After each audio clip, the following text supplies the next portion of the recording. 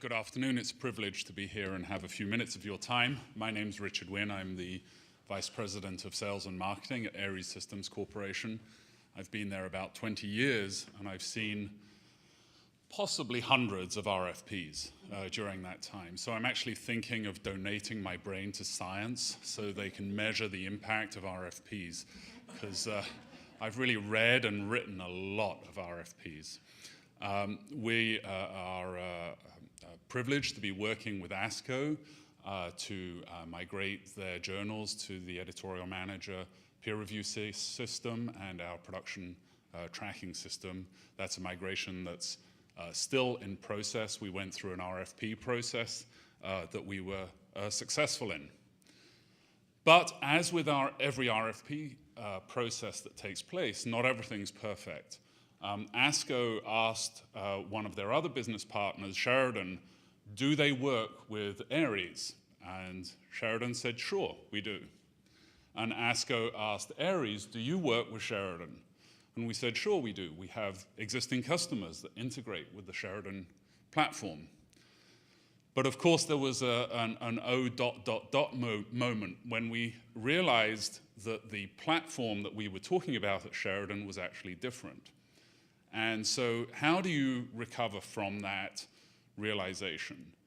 And how do you fix it? So that's where going back to what was mentioned by Atapon earlier on is key, is did you buy a relationship or did you buy a transactional situation? And when you're looking at vendors, I think you really have to look at vendors, can they take a punch? Can they get up off the ground when the timeline and the costs of what has to be done are dramatically impacted by a good faith misunderstanding? So I have a few general other observations about working with service providers. I'm going to say vendors, but I should say service providers to make it seem nicer. But yes, please get to know us before you begin a formal peer review process. No one would think of developing a relationship with a potential spouse just on the basis of a long checklist of requirements. I mean, maybe you think it's a good idea, and in some circumstances it might be. But really, you have social interactions, you get to know them as people. We, the service providers, we hire high-end business development staff. They call on dozens and dozens of publishers. They know this industry better than most people in this room. Sit down and have lunch with them. It's free consulting. And, you know, they're good people. They have families, they have interests. They're good people to get to know. It costs you nothing to accept a free lunch and pick their brains once a year. So I would really encourage that. And in most fields, you already know who the candidate vendors are. You don't need to do that with hundreds of organizations. It's probably 2 or 3 in each field. I'm gonna check my notes here. I can't see that far.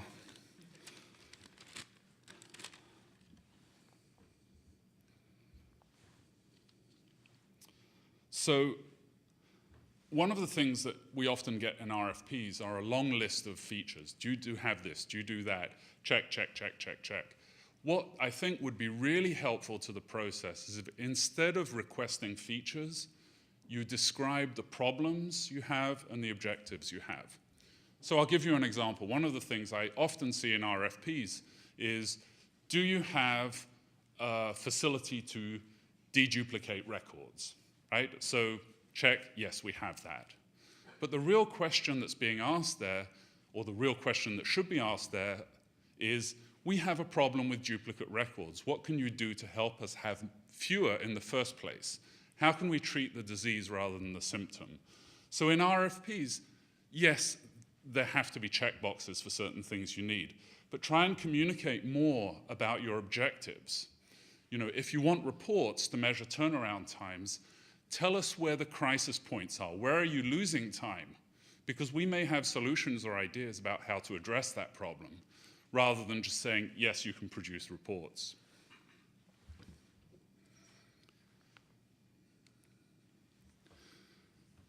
So as a vendor answering an RFP, it makes us very anxious, right? So we have these questions. If we answer no to them, we're really worried we're going to lose this important piece of business. Okay, so our natural reaction is going to say yes, yes, yes, yes, yes, yes, right? So you need to lull us into a false sense of security so that we actually say no sometimes. And in fact, I recommend in every RFP, you at least put one insane question in, where anyone who answers yes to that question, you can eliminate them immediately because they're not credible.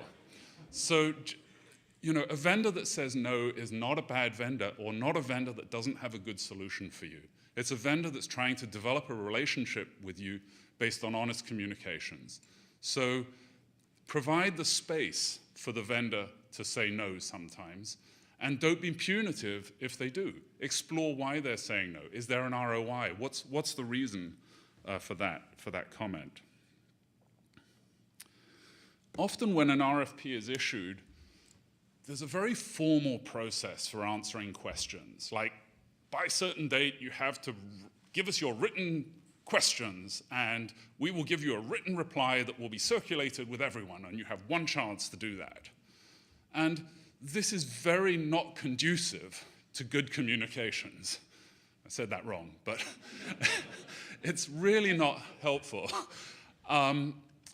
The kind of questions we'd like to ask as a potential supplier are, what if? Have you thought about? Why is this important? These are interactive questions where there's a flow of information going backwards and forwards where there might be a follow-up question or a clarification. So if you want good communications with vendors, offer the opportunity during the RFP process to have spoken questions in a workshop format, not just written questions. You know, what version of JATS do you support? You know, there's a space for obviously detailed, specific questions, but interaction during that process would be very helpful.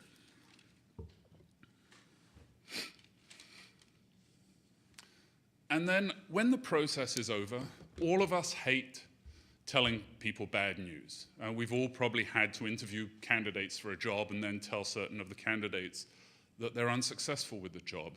None of us like doing that. Being on the vendor side, it's obviously bad news when you're unsuccessful. But do spend the time to tell us why we're unsuccessful when we are. But even more important, maintain the relationship after that. I can't tell you the number of times where a deal has been lost from our part, and then the door is shut for 3 years. It's like, why don't you want to communicate? Aren't there things to learn or ideas to exchange in that time frame? So on the whole, vendors are experienced. They know that things come and go, that they win and they lose. But maintain that relationship through the end of the RFP process, not just in one meeting saying, well, you lost because you had the wrong hair color, but continue interacting with that vendor to find out what's going on. So selecting the right vendors and working with them is actually becoming more and more mission critical for scholarly societies. And you really have to get this right, I think, to survive. So this has been a well-timed session, and I'll hand over to Ken now. Thank you.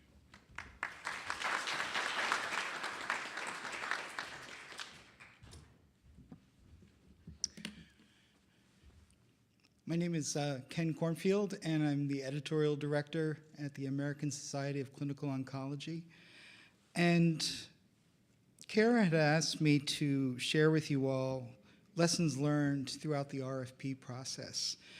And so to give you a little context of where we started before we decided we needed to go out for an RFP is that our flagship journal had been on one vendor its entire life. And throughout that long period of time, we spent a lot of time working very closely with the vendor, did a lot of customization. We actually helped them initiate a lot of processes for tracking systems that weren't readily available at the time. And so we were on the cutting edge with them.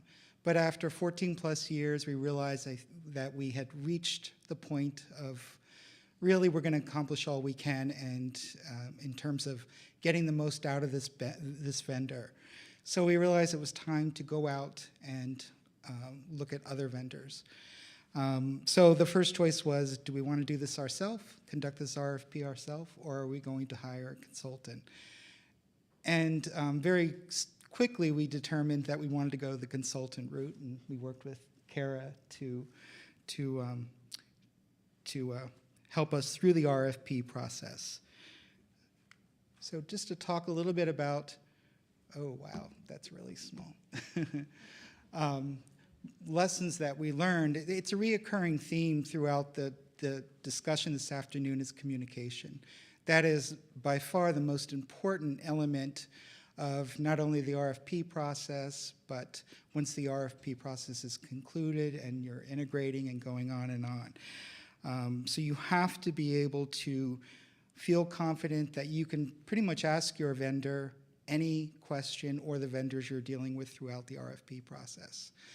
So when we went to prepare the RFP and working with Kara, we thought we did an outstanding job. We thought we had detailed every single thing that all the vendors are going to want to know. We made it abundantly clear. They're going to just know exactly what we're thinking and what we need. Well, that really wasn't exactly true. We found out as the RFP process progressed that we really weren't as detailed in some of the areas as we could have or should have been.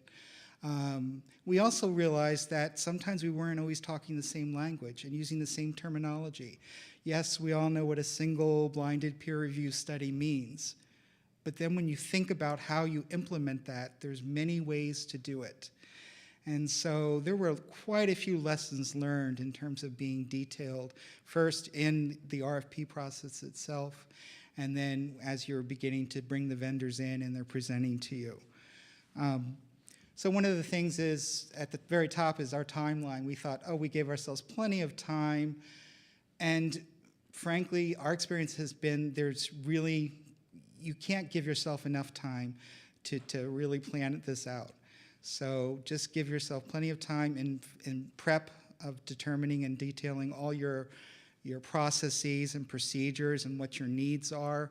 And not just, as Richard alluded to, a checkbox of, yes, we want to be able to do X, Y, and Z. But really, what does that mean? Because it just means many things to many people, and no two people are going to always come up with the same thing.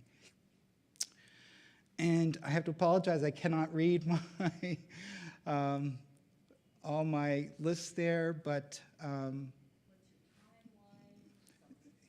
yeah. How detailed should you be? Yes, it's exactly. Do we hire a consultant? How detailed should we be? Terminology, you did well. Right. And important documentation to the sign-off. Right. And sign-off. Right. So there was one part, and this is post RFP, but again, it's just part of the recurring theme today that I think it's important to talk about. That as we've finished the RFP and we've decided, we're going to go with Aries, and we're very excited about that, and we're in the integration process now. And we've started out, we have 5 journals. We've got 3 on Aries right now, and we're moving along towards our larger and flagship journals being at the end of the process. But the good thing about our relationship with Aries throughout this process is that we've hit some bumps along the road. And again, it was, we thought we were very clear in terms of what we meant in terms of how the peer review process should occur. They thought, that we meant something else, frankly. And so we had to have a meeting where we really sat down and we were very honest and open about what those pain points were. And it's critical when you're choosing a vendor that you hopefully are going to choose a vendor that you're going to feel very comfortable being very honest with, and that you can communicate with, and that you can tell them what those pain points are. So my final takeaways would be just to, if in doubt, write it out. You cannot be detailed enough. When we were developing the RFP, we were told that we may lose some potential vendors by being too detailed. In hindsight, I think that's probably a good thing. If we are too detailed and they're put off by that, well then, so be it. They're probably not the right vendor for us. So those are my main takeaway points.